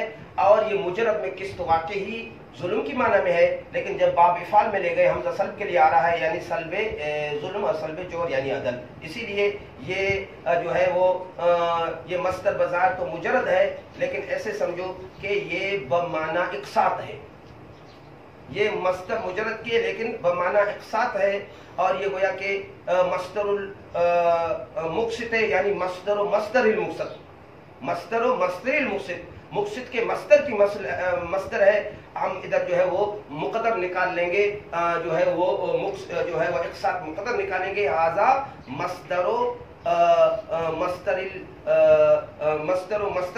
المقسط, مقسط کے مصدر یعنی اقساط کی یہ مصدر ہے. اور اسی طرح انہوں نے تعویل کر لی وغیرہ. یہاں یہ ہے کہ یہ بھی کہا جا سکتا ہے کہ یہاں امام بخاری نے کہا ہے کہ مصدر المقسط یعنی یہ مقسط کی مصدر ہے. یاد رکھو مصدر 2 قسم پر ہے, ایک مصدر بعید ایک مصدر قریب, ایک مصدر اصلی ایک مصدر زائد. اصل مصدر جو مجرد کی ہوتی ہے وہ ہر مزید فی کے لیے مصدر اصل ہو رہی ہوتی ہے, اور اصل مصدر تو واقعی اسی کی ہے کہ آخرکار مقسط کو آپ نے بنایا کیسے. آپ سے کوئی پوچھے بھائی مقسط کو آپ نے کیسے بنایا, آپ کہیں گے مقسط کو میں نے اقساط سے بنایا. بھائی اقساط کو کس سے بنایا, بھائی کس سے لایا گیا؟ تو اصل تو مصدر ہو جا کر قسطی ٹھہر رہی ہوتی ہے. اس لیے ڈائریکٹ اس کو مصدر اگر مقسط کہا جائے تب بھی کوئی بڑا اشکال نہیں پڑ رہا ہوتا ہے. لیکن بہرحال یہ بھی آپ کے سامنے جو ہے وہ چیز آئی. آگے جو ہے یہ آگے ہے وعمل قاصد فہو جائر, قاصد کی معنی جو ہے جائر ہے. یہ بھی ساری چیزیں آپ کے سامنے آئیں. آگے حدیث ہے, اب حدیث کو آگے چلائیں. یہ پوری سند ہے. عجیب بات ہے, امام بخاری رحمہ اللہ نے جو شروع میں حدیث لائی, امام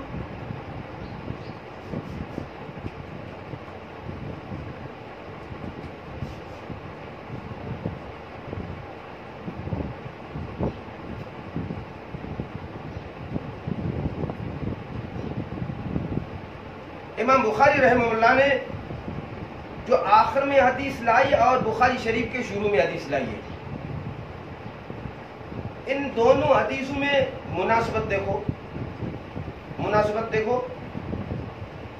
پہلی حدیث میں امام بخاری کا استاد حمیدی ہے، اس میں احمد ہے، دونوں کا مادہ ہا میم دا ہے، ہا میم دال، حمیدی کا بھی اصل مادہ تو ہا میم دال ہے، اور احمد بن اشکاب اور اس کا بھی مادہ جو ہے وہ کیا ہے، ہا میم دال ہے۔ دونوں میں مناسبت یہ ہے کہ اس پہلی والی حدیث امام بخاری رحمہ اللہ نے شروع میں لائی، وہاں بھی امام بخاری کا استاد احمد ہے اور حمیدی ہے، اور ادھر جو حدیث لائی ہے اس میں امام بخاری کا استاد کیا ہے، وہ احمد ہے۔ تو حمیدی اور احمد دونوں کا اصل مادہ ہا میم دال ہے، دونوں میں مناسبت یہ ہے۔ لیکن یاد رکھو نقطے کی دو قسمیں ہیں، ایک نقطہ اتفاقی ہوتا ہے، ایک نقطہ مقصودی ہوتا ہے۔ نقطہ مقصودی کی معنی اس نقطے کو تو نے ذہن میں سوچ کر عبارت لائی، ایک اتفاقی معنی مصنف کو پتہ ہی نہیں ہوتا ہے، ہم نے بعد میں زور لگا کے سوچا، ہم نے عقل استعمال کی تو ہمیں نقطے نظر آئے، اس کو کہتے ہیں نقطہ اتفاقی۔ اب یہ ضروری نہیں ہے کہ امام بخاری نے یہ نقطہ سوچ کر کہ میرے استاد اس کا نام حمیدی ہے، اس کا نام احمد ہے، اس لیے ان سب کو سوچ کر امام بخاری نے لائی، یہ ضروری نہیں ہو رہا ہوتا ہے، کبھی بعد حضرت ایسے ہی نکل آتے ہیں اتفاقی، اس لیے نقطے دو قسم پر ہوتے ہیں، یہ بات بھی نوٹ کر لو۔ اب آپ دیکھیں دوسری چیز، امام بخاری نے پہلی جو حدیث لائی ہے وہ بھی حدیث غریب ہے، یہ بھی حدیث غریب ہے۔ وہ حدیث غریب اہل اصطلاح تو جانتے ہیں کہ جس کی سند میں جو ہے کم از کم کسی جگہ پر ایک راوی رہ جائے، وہ بھی حدیث غریب ہے، یہ بھی حدیث غریب ہے۔ بخاری کے شروع میں بھی حدیث غریب لائی، آخر میں بھی حدیث غریب لائی، اشارہ کر دیا بدل اسلام و غریب و سیعود و غریبہ، اسلام کی ابتدا بھی زمانے غربت کی حالت میں ہوئی ہے تو آخر میں اس اسلام جا کے غریبی میں ٹھہر جائے گا وغیرہ، تو گویا کہ اس کی طرف اشارہ کر دیا۔ پہلی بھی خبر واحد ہے، یہ بھی خبر واحد ہے، آپ جانتے ہیں پہلی بھی خبر واحد ہے، یہ بھی خبر واحد ہے۔ امام بخاری نے اشارہ کر دیا کہ اسلام کا سارا گہرا اور مدار سارا خبر واحد پر ہے۔ اگر روایات متواترہ کے پیچھے پڑھو گے حدیث قرآن حدیث دین کو ثابت کرنے کے لیے تو پھر عشر بھی آپ کو ہاتھ نہیں آئے گا، اس لیے اخبار احاد پر دین کا مدار ہے، گہرا ہے دین کا سارا اخبار احاد کے ساتھ وغیرہ، دونوں طرف خبر واحد لا لی، اتنی بات آپ کے ذہن میں آئی۔ پھر امام بخاری رحمہ اللہ نے پہلی جو حدیث لائی ہے وہ بدایت وحی کے بارے میں ہے، اور یہ آخر میں جو حدیث لائی ہے وہ وزن کے بارے میں ہے۔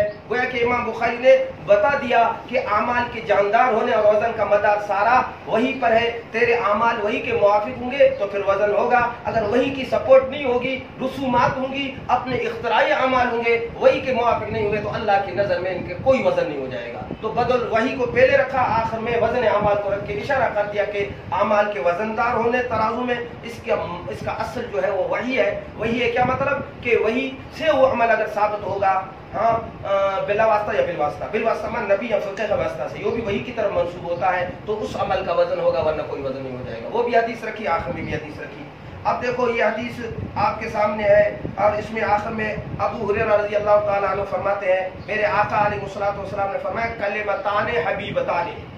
یہ حدیث یہاں جب آئی ہے تو اس میں حبیبتان الرحمن مقدم ہے، جبکہ کتاب دعوات میں کتاب الایمان اور کتاب النذور میں جب یہ حدیث آئی ہے تو اس میں یہ جو ہے وہ پہلے کیا ہے کہ یہ جو ہے کلمتان جو ہے ثقیلتان المیزان وہ لفظ بعد میں آئے ہیں، اور یہ جو کلمتان حبیبتان وہ مؤخر ہے اور بعد والا جملہ جو ہے وہ مقدم ہے۔ یہ ہے پہلے جگہوں پہ جو حدیث یہ آئی ہے اس میں، اور اس میں یہ فرق ہے کہ آخر میں یہ حدیث آئی ہے تو کلمتان حبیبتان الرحمن کا جملہ پہلے ہے، بھاگ والے جملے بعد میں آئے ہیں۔ وہاں جب وہ حدیث آئی ہے تو وہاں اس کے برعکس ہے کہ بعد والے جملے پہلے آئے ہیں، یہ جملہ بعد میں آیا ہے۔ یہ پہلا سا تھوڑا سا فرق ہے اس کے اندر۔ دیکھو اب دیکھو کلمتان حبیبتان الرحمن، یہ کلمہ موصوف ہے، کلمتان موصوف ہے، حبیبتان یہ صفت ہے، یہ حبیبن، یہ یا حبیبتان بمعنی محبوبتان، حبیبتان بمعنی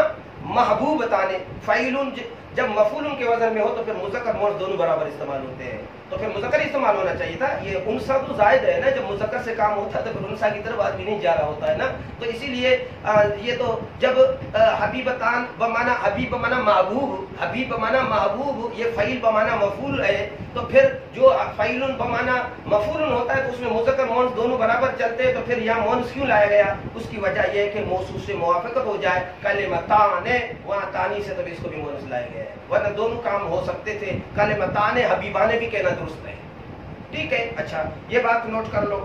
اب مسئلہ یہ ہے کہ یہ دو کلمے الی الرحمن، الی بمعنی اند، لیکن الی لا کر بتا دیا کہ یہ کلمات اللہ کی طرف پہنچتے ہیں، انسان سے صادر ہو کر اللہ کی طرف اٹھائے جاتے ہیں. ہاں یصعد الکلم الطیب کی طرف اشارہ ہو گیا کہ کلمات اللہ کی طرف اٹھ جاتے ہیں. الہ بمانا الہ آپ کو معلوم ہے, تو معلوم ہوا کہ یہ اعمال انسان کے اللہ کی طرف اٹھائے جاتے ہیں, وہاں پہنچ رہے ہوتے ہیں, اللہ کی نظر میں محبوب ہیں. اللہ محبت کر لے, اللہ کی نظر میں محبوب ہے. کیا مطلب؟ اللہ کا محبت کرنا مانا اللہ کا راضی ہونا ہے. جیسے کہ ان اللہ یحب عبدہ, ان اللہ یحب فلانا, اللہ فلاں اپنے بندے سے محبت کرتا ہے. محبت تو دل کی صفت ہے, اللہ تو دل سے پاک ہے بھائی, تو اسی لیے اللہ محبت کرتا ہے مانا اللہ راضی ہوتا ہے, اس لیے اللہ کی محبت کنایا ہے اللہ کی رضا سے. یہ دونوں کلمے ایسے ہیں کہ اللہ کو محبوب ہے, اللہ کو پسند ہے. کیا مانا کہ اللہ کو محبوب ہے مانا اللہ ان کو قبول کرتا ہے, اللہ ان پر اجر و ثواب عطا فرماتا ہے. آگے ہے خفیفتان علی اللسان, اور یہ اگلی صفت لائی ہے کہ یہ زبان پر ہلکے ہے. یہاں بھی اشکال ہوتا ہے کہ کلمے خفیف اور ثقیل کیسے ہوتے ہیں, یہ تو عرض ہے, تو یہ مبدا کے اعتبار سے صفت لائی گئی بھائی, یعنی یہ کلمے زبان پر خفیف ہے, یعنی ادائیگی کے اعتبار سے خفیف ہے, ورنہ کلمہ ہلکا بھاری نہیں ہوتا ہے, وہ تو تولا نہیں جاتا ہے, وہ تو پہلے اشکال آ چکا ہے. یہ کلمے زبان پر ہلکے ہے, یا یہ کنایہ ہے ادائیگی سے, ادائیگی میں بالکل آسان ہے, زبان پر یہ باعتبار لسان خفت ان کی صفت بیان کی گئی ہے کہ زبان کے لیے کوئی رکاوٹ نہیں ہے, بالکل زبان کے لیے آسان ہے وغیرہ. اس زبان کے اعتبار سے, ماخذ کے اعتبار سے, مصدر کے اعتبار سے کلمات کی یہ صفت خفت والی لائی گئی ہے. ثقیلتان فی المیزان, اور یہ ثقل جو ہے بے اعتبار اجر کے, یہ کنایہ ہے کثرت ثواب سے کہ ترازو میں یہ بڑے بھاری ہوں گے. یعنی مطلب کیا کہ اس کا اتنا اعلیٰ ثواب دے گا, اتنا دے گا کہ آپ سمجھ ہی نہیں سکیں. یہ گویا کثرت ثواب سے جو ہے وہ کیا ہے, کنایہ ہے, اور ترازو میں بڑے بھاری ہوں گے, یعنی اللہ ان پر اتنا اجر ثواب دے گا. ویسے بھی ایک حدیث میں, بخاری شریف کی حدیث ہے, میرے آقا علیہ الصلوۃ والسلام نے فرمایا من قال سبحان اللہ فی یوم 100 مرہ, جس نے 100 مرتبہ سبحان اللہ 100 مرتبہ روزانہ پڑھا تو حطت خطایا ولو کانت مثل زبد الدہر, اس کی ساری زبد البحر, اس کی ساری خطائیں سمندر کی جاگ سے اوپر کیوں سب کی سب معاف ہو جائیں گی. اسی لیے میرے آقا نے فرمایا جس نے سبحان اللہ و بحمدہ سبحان اللہ عظیم ایک مرتبہ پڑھا, مسلم شریف کی حدیث ہے کہ اس کو اللہ ایک مرتبہ پڑھنے سے جنت میں اتنا بڑا درخت لگا دیتے ہیں کہ مزمر گھوڑا وہ 100 سال تک چلتا رہے تب بھی اس کا سایہ ختم نہیں ہو جائے گا. تو میرے خیال میں اس سے ثقیل اور کیا ہو سکتا ہے کہ کل میں زبان سے ادا کرنے سے اتنا ثواب مل جائے وغیرہ. اسی لیے برات یہ آپ کے سامنے جو ہے وہ کیا ہے کہ یہ کلمات تھے. اب یہ ساری خبریں مقدم بناؤ, سبحان اللہ و بحمدہ سبحان اللہ مؤخر بنا لو, لیکن ایک بات آخر میں یہ بھی نوٹ کر لیں, سبحان اللہ پہلے رکھا ہے اور حمد اور تعظیم کو عظیم کو بعد میں رکھا ہے. اس کی وجہ کیا ہے؟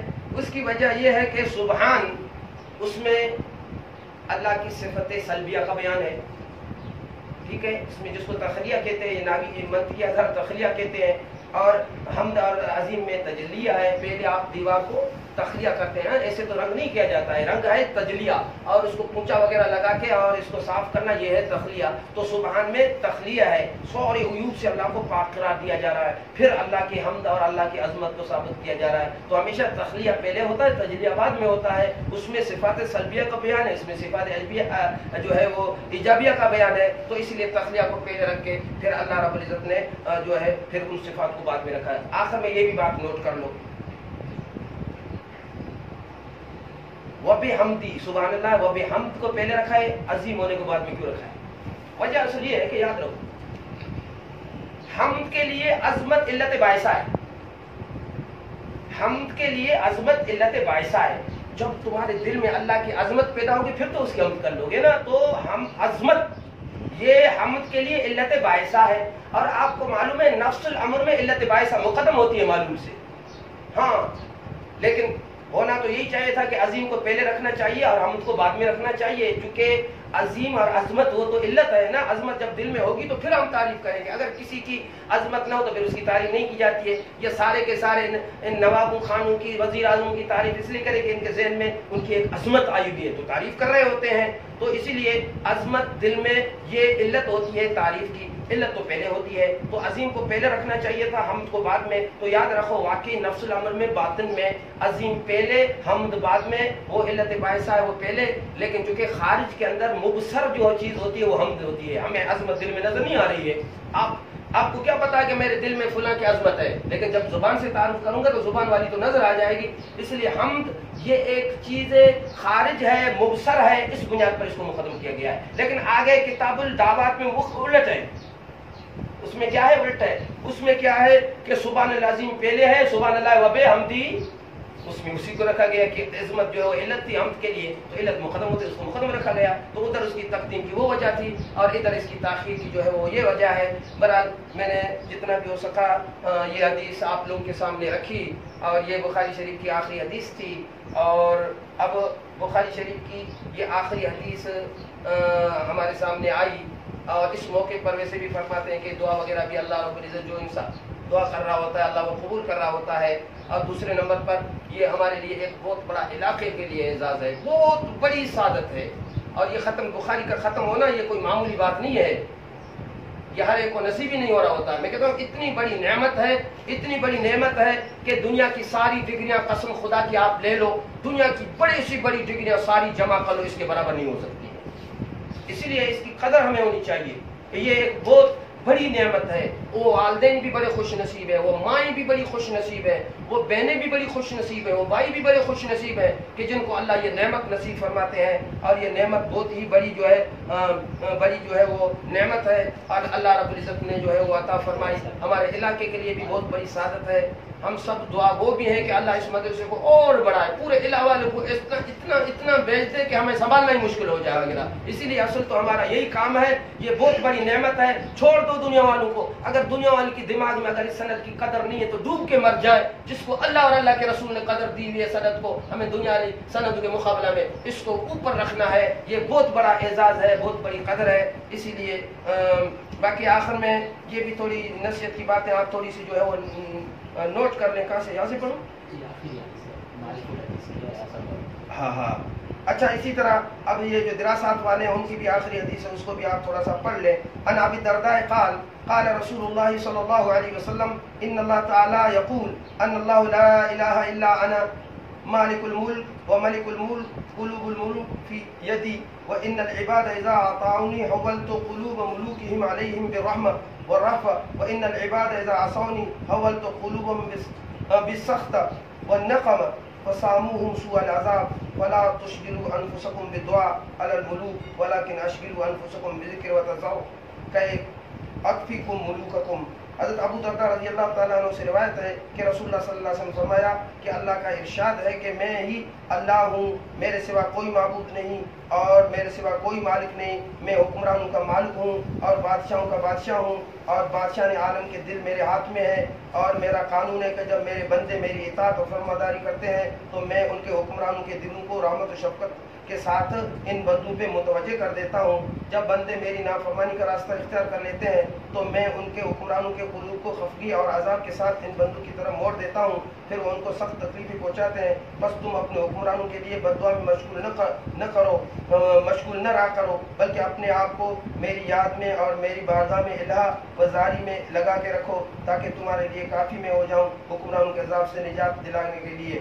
بہرحال اس حدیث میں ہمیں یہ حکم ہے کہ ہم اللہ کی طرف متوجہ ہوں گے تو پھر اللہ کے عذاب ٹل جائیں گے. اصل میں میرے آقا علیہ الصلوۃ والسلام نے فرمایا کہ عذاب کی مختلف شکلیں ہیں اور عذاب ہر قسم کا عذاب ہوتا ہے اور عذاب کی وجہ انسان کی ہمیشہ بدعمالیاں ہوتی ہیں. اسی لیے جب اللہ کا عذاب آنے لگے تو پھر اپنے آپ کو ہم نے درست کرنا ہے، بے دینی والی زندگی چھوڑنا ہے، اللہ کی طرف متوجہ ہونا ہے، اللہ کی طرف رجوع کرنا ہے. تو پھر ظاہر بات ہے یہ اللہ کا عذاب اللہ خود ٹال دیتا ہے. پھر اس کی دو صورتیں ہوتی ہیں، اللہ یا اس عذاب کو رحمت میں بدل دیتا ہے یا ان کو ٹال دیتا ہے وغیرہ، وہ اللہ کے ہاتھ میں ہوتا ہے. بہرحال اس عذاب سے اللہ نجات دے دیتا ہے. اس کا واحد ذریعہ یہ ہے کہ اللہ کی طرف ہم رجوع کر لیں، اللہ کی طرف جو ہے وہ ہم جو ہے وہ متوجہ ہو جائے. اور یہ جو اللہ نے دین کی دولت دی ہے، دین کی نعمتیں دی ہیں، ان پہ بھی ہم اللہ کا جو ہے وہ شکر ادا کر لیں. اور چاہے دراسات میں جو نصاب ہے یہ بھی بہت بڑی سعادت ہے، بہت بڑی سعادت ہے. آپ اس کی قدر کر لو، اس کی قدر کر لو. یہ اتنی بڑی دولت اللہ نے آپ لوگوں کو دی ہے، چاہے دراسات ہوں چاہے بخاری شریف ہو، بہرحال یہ سارا دین ہے. یہ اتنی بڑی نعمت ہے، اتنی بڑی دولت ہے کہ خدا کی قسم یہ سارے پہاڑ جو نظر آ رہے ہیں سونا بنا کے آپ کو دیے جائیں، ساتوں آسمان ساتوں زمینیں سونے اور چاندی سے بھر کے آپ کو دی جائیں، اس نعمت کے ذرے کے برابر بھی نہیں ہو سکتے. اس لیے اس پہ ہم شکر بھی اللہ کا ادا کر لیں اور مدرسے کی قدر کی نظر سے دیکھیں. ہاں یہ اللہ کی युखरिजुल हय्य मिनल मय्यत, हाँ जिंदू को मुर्दों से निकालता है, सेनी माँ को दीन का मरकज बना, यही है ना वो हदीस हर जगह पे फिट कर लेते हैं ना। तो इसीलिए ये सिर्फ अल्लाह का फजल और करम है हमारे इलाके के लिए। दुआ करें अल्लाह इस ये गुलिस्तान है इसको और बढ़ा दे और अल्लाह रब्बुल इज्जत असबाब पैदा फरमा दे और इसी तरह इस मदरसे को पूरे इलाके के लिए रहमत का जरिया बनाए। इसीलिए आपको जो भी आज बुखारी ख़त्म कर लिए, गुजारिश है कि जहाँ भी मौका मिले पढ़ाने की कोशिश करना, क्योंकि ये आपका पढ़ना, मेहनत करना और असातिज़ा का पढ़ाना, डॉक्टर साहब उनका इतनी बड़ी मुशक्क़तें बर्दाश्त करके मदरसा चलाना, सबका समरा यही होता है कि आप अपनी मेहनत को ज़ाया न करना। आपने जितना भी हो सके, चाहे नूरानी कायदा पढ़ने का मौका मिले वो भी आपने पढ़ाना होगा। ये जरूरी नहीं है कि दारुल उलूम में हम बैठ कर पढ़ाए, ये जरूरी नहीं होता है कि बड़े बड़े मदरसों में बैठ कर हम पढ़ाए, बल्कि आपको अगर नूरानी कायदा पढ़ने का मौका मिला, अगर नूरानी कायदा हमने अल्लाह की रजा के लिए पढ़ाया तो बुखारी शरीफ पढ़ाने, नूरानी कायदा पढ़ाने में कोई फर्क नहीं हो रहा होता है। असल तो मकसद अल्लाह की रजा होती है, इसलिए वक्त को ज़ाया हरगिज़ न करना। और आप घर में बैठकर, अगर आई मदरसे की तरतीब कहीं न बन सकी, घर में बैठकर, अपने घर में बैठकर बच्चों को पढ़ाना होगा, नूरानी कायदा पढ़ाना होगा, कुरान पढ़ाना होगा। सारी जिंदगी मरते दम तक आहद कर ले कि हमें अल्लाह के दीन की खिदमत करके हमने इस जिंदगी को जो है वो गुजारना है और इस दीन की जो है मेहनत करना है। जो बातें हुई इन पे अल्लाह अमल करने की तौफीक अता फरमाए। व आखिरु दावाना अल्हम्दुलिल्लाहि रब्बिल आलमीन। सारे दुरूद शरीफ एक मरतबा पढ़ें सारे। बिस्मिल्लाहिर्रहमानिर्रहीम, अल्हम्दुलिल्लाहि रब्बिल आलमीन वस्सलातु वस्सलामु अला सय्यिदिल अंबिया वल मुरसलीन, अशहदु अल्ला इलाहा इल्लल्लाहु वहदहु ला शरीका लहु व अशहदु अन्ना मुहम्मदन अब्दुहु व रसूलुहु। अल्हम्दुलिल्लाहि रब्बिल आलमीन वस्सलातु वस्सलामु अला सय्यिदिल अंबिया वल मुरसलीन, अशहदु अल्ला इलाहा इल्लल्लाहु वहदहु ला शरीका लहु व अशहदु अन्ना मुहम्मदन अब्दुहु व रसूलुहु। अल्लाहुम्मा अतीना अला बाबिक ला तुरद्द अयदीना सिफरा या अरहमर राहिमीन या खैरुर राहिमीन या इलाहुल आलमीन। आज तेरे दर रहमत पर या अल्लाह तेरे इस कुरान और हदीस के माहौल में बैठे हुए हैं। या अल्लाह तेरे नबी की पाक गुफ्तगू और तेरे नबी की पाक हदीसें या अल्लाह हमने पढ़ी और सुनी और बैठे। ये अल्लाह तू आज हम पे नजर करम फरमा दो, नजर करम फरमा दो मेरे मौला। तेरे नबी की प्यारी बातें, तेरे नबी की प्यारी हदीसें हमने सुनी और पढ़ी। ए अल्लाह आज इस बुखारी और इस कुरान के बीच में हम सब बैठे हुए हैं। ए अल्लाह तुझे तेरी इज्जत का वास्ता देते हैं, इस कुरान की लाज रखते हुए, इस बुखारी की लाज रखते हुए, इस बुखारी या अल्लाह इस बुखारी की हदीसों के या अल्लाह नातिक अपने महबूब सल्लल्लाहु अलैहि वसल्लम की लाज रखते हुए या अल्लाह आज हम सब के साथ बुजुर्ग का मामला फरमा दो। या अल्लाह हम सबको माफ़ फरमा दो। या अल्लाह आज तुझे तेरी इज्जत का वास्ता देते हैं। या अल्लाह जितने भी परेशान हैं उनकी परेशानियाँ दूर फरमा दो। या अल्लाह ये माई, या अल्लाह ये मेरी बेटियाँ बहनें वगैरह जिन्होंने पढ़ा या अल्लाह सुना, इनके या अल्लाह इस पढ़ने और सुनने को अपनी बारगाह में कबूल फरमा देना। या अल्लाह इनको तौफीक अता फरमा देना। या अल्लाह इतना अरसा मदरसे में गुजार लिया, या अल्लाह इनके इस बैठने पढ़ने को अपनी बारगाह में कबूल फरमा दो। या अल्लाह इनके इस दीन को इनकी ज़िंदगी का या अल्लाह एक बाग बना दो, अपनी बारगाह में कबूल फरमा दो। इनके लिए भी, इनके वालिदैन के लिए भी या अल्लाह दुनिया आखिरत में खैर भलाई का ज़रिया बना दो, दुनिया आखिरत में खैर का ज़रिया बना दो। या अल्लाह इस पूरे इलाके के लिए हमारे इस मदरसे को पुर रौनक बना दो। या अल्लाह इससे वो नूर फैला दो, पूरे इलाका या अल्लाह इस नूर के घेराव में आ जाए। या अल्लाह लोगों के दिलों को बदल दो, लोगों के अवाम को बदल दो, लोगों के अजान को बदल दो, गुनाहों की ज़िंदगी से निकाल कर इस दीन की ज़िंदगी की तरफ मेरे मौला फेर दो। हम सब के या अल्लाह दिल तेरे हाथ में है। अल्लाह मसरिफ़ क़ुलूबना अला ताअतिक, या अल्लाह गुनाहों के समंदर से निकाल के ताअत की हवाओं में हमें ले आओ। ए मेरे मौला, आज तेरे सामने तुझे तेरी इज्जत का वास्ता देते हैं। तू हमारा अल्लाह है, तू हमारा रब है। ए मेरे मौला, अगर तूने हमारे हाथों को नहीं पकड़ा, या आखिज़ल ऐदी खुज़ ऐदीना इल्लम ताख़ुज़ ऐदीना फ़नग़रक़, ए हमारे अल्लाह, हम डूब रहे हैं, हमारे हाथों को पकड़ लेना। अगर तू हमारे हाथों को नहीं पकड़ेगा या अल्लाह हम डूब जाएंगे, समंदर में डूब जाएंगे। मेरे मौला, तू जानता है सारी ज़िंदगी या अल्लाह तेरी बगावत की हम इतने बेशरम निकले, कभी एक मिनट के लिए तुझसे शर्म नहीं आई। इतने बेहया निकले, तुझसे एक मिनट के लिए हमें हया नहीं आई। आज या अल्लाह अपनी हया छोड़कर तेरे सामने आए हैं, तेरे सामने या अल्लाह इस मुकद्दस माहौल के अंदर या अल्लाह तेरे नबी की इन बातों की खुशबू में तेरे सामने तुझे इस नबी की जुबान का वास्ता देते हैं, तेरे नबी के इस कलाम का वास्ता देते हैं। मेरे मौला, हमें छोड़ना, हमें यतीम न कर दो, हमसे हाथ न निकाल लो। मेरे मौला, तुझे तेरी इज्जत का वास्ता है, तो हमसे हाथ न निकाल लो। हम कहाँ डूबे मरे जाएंगे, हम तो हलाक हो जाएंगे। ए कायनात के खालिक मालिक मौला, हे बिगड़ों को सीधा करने वाले मौला, गुनाहों के समुद्र में डूबने वालों को इताअत की दाव में लाने वाले मौला, आज हम तेरे सामने तौबा करते हैं। ए अल्लाह, हम तौबा तेरे सामने करते हैं, तू हमारी सुन ले। तू नहीं सुनेगा कहाँ जाएगा? हमें तो तुझसे बेशर्मी ही सही, लेकिन या अल्लाह तुझसे ही तो खेलेंगे ना, तुझ पे ही उज्जत करेंगे ना। तू ही तो हमारा अल्लाह है। जैसे भी थे आज तेरे सामने अपने आप को लाया है। या अल्लाह, हमने अपने आप को तेरे सामने लाया। तू तो या अल्लाह हमें ऐसे जानता है, हम भी अपने आप को नहीं जानते। या अल्लाह, तू हमसे वाकिफ है। ए अल्लाह, आज हम तेरे सामने तौबा करते हैं। मेरे मौला, ए मौला, ए हमारे अल्लाह, ए हमारे खालिक मालिक, हमारी दुआओं को कबूल फरमा दो। मेरे मौला, हम गुनाहगार हैं। या अल्लाह, आज हमारे अंदर वो चीज़ नहीं है कि या अल्लाह जो दुआ के काबिल होने का जरिया बने। या अल्लाह, दिल हमारे काले हो चुके, दिल में निफाक आ चुका। या अल्लाह, तलबीस आ चुकी, गुनाहों से या अल्लाह हमारे दिल भर चुके। मेरे मौला, हम हराम खा के या अल्लाह हमसे खैर की तौफीक छूट चुकी। या अल्लाह, आज हमारे दिल से ईमान का नूर छूट चुका। या अल्लाह, बराए नाम सिर्फ या अल्लाह ईमान, बराए नाम कलमा है। तेरी इज्जत की कसम, तू अगर हमारे अंदर को झांक के देख लो, हमारे अंदर विलादत के सिवा कुछ नहीं है। या अल्लाह, बेजान ईमान के सिवा कुछ नहीं है। ए मेरे मौला, बस या अल्लाह आज मान लो, आज तो मेहरबानी करो, मान लो, आज तो मान लो, तुझे मनवाने के लिए आज है। या अल्लाह, इस कढ़ाई में या अल्लाह हम तुझे तो अपने सामने पा रहे हैं, नजर नहीं आ रहा है हमें आंखों से, हम तो तुझे नजर आ रहे हैं। या अल्लाह, हम तो तुझे नजर आ रहे हैं। या अल्लाह, आज मेहरबानी फरमा, हम सबके साथ रहमत का मौका फरमा। ए अल्लाह, इस दुनिया से जितने जा चुके हैं, जिनके माँ बाप, बहन भाई, आबा, अस्दिका, अकरबा जितने इस दुनिया से जा चुके हैं, ए हमारे अल्लाह, ए हमारे प्यारे अल्लाह, ए हमारे मौलाए करीम, ए हमारे दिल की धड़कन अल्लाह, ए हमारे सोहने अल्लाह, ए मेरे गाफिर जुनूब अल्लाह, ए मेरे काबिल तौबा अल्लाह, आज हमारे सारे मुद्दों के साथ रहमत का मामला फरमा दो। उनकी कब्रों को कुशादा फरमा दो, उनकी कब्रों पे रहमत उतार दो। या अल्लाह, किसी कब्र पर अगर अजाब है, ए हमारे अल्लाह, वो बेचारे बेबस हो चुके हैं। ए अल्लाह, वो बेबस हो चुके हैं, इन जालियों में तनाइयों में पड़े हुए हैं, इन पत्थरों के नीचे पड़े हुए हैं।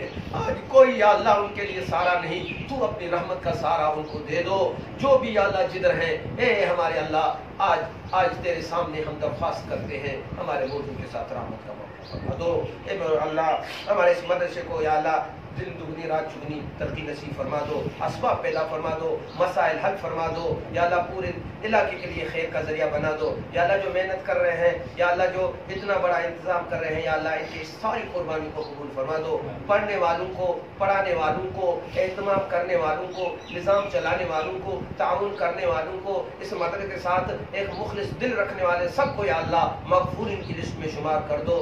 ए हमारे अल्लाह, ए हमारे प्यारे मौला, या अल्लाह, आज तेरे सामने एक दरख्वास्त देकर जा रहे हैं। मेरे मौला, रद्द न करना प्यारे, ए हमारे प्यारे, रद्द न करना। आज तेरे सामने एक दरख्वास्त, हम सारे अपने जिंदे जितने भी यहाँ हैं, जितने मदरसे में हैं, जो भी बाहर जितने भी जिंदा हैं, ए अल्लाह मेहरबानी करना, हमारी दरख्वास्त रद्द न करना। तुझे तेरे नबी का वास्ता देते हैं। ए अल्लाह, या अल्लाह, मरते दम तक हमारे ईमान की हिफाजत फरमाना। या अल्लाह, जब इस दुनिया से हम जाएं, जितने भी जिंदा हम यहाँ मौजूद हैं, जो गायबीन हैं, अपने घरों में हैं, जो जिधर हैं, मेरे मौला, मरने वाले टाइम पर ईमान वाली मौत नसीब फरमाना। ईमान के साथ हम सबको ले जाना। या अल्लाह, कलमा के साथ इस दुनिया से हम सबको ले जाना। रब्बना आतिना फिद दुनिया हसना व फिल आखिरति हसना व क़िना अज़ाबन्नार। सल्लल्लाहु तआला अला खैर खल्क़िही मुहम्मद व अला आलिही व सहबिही व बारिक व सल्लम अलैहि। आमीन बिरहमतिका या अरहमर राहिमीन।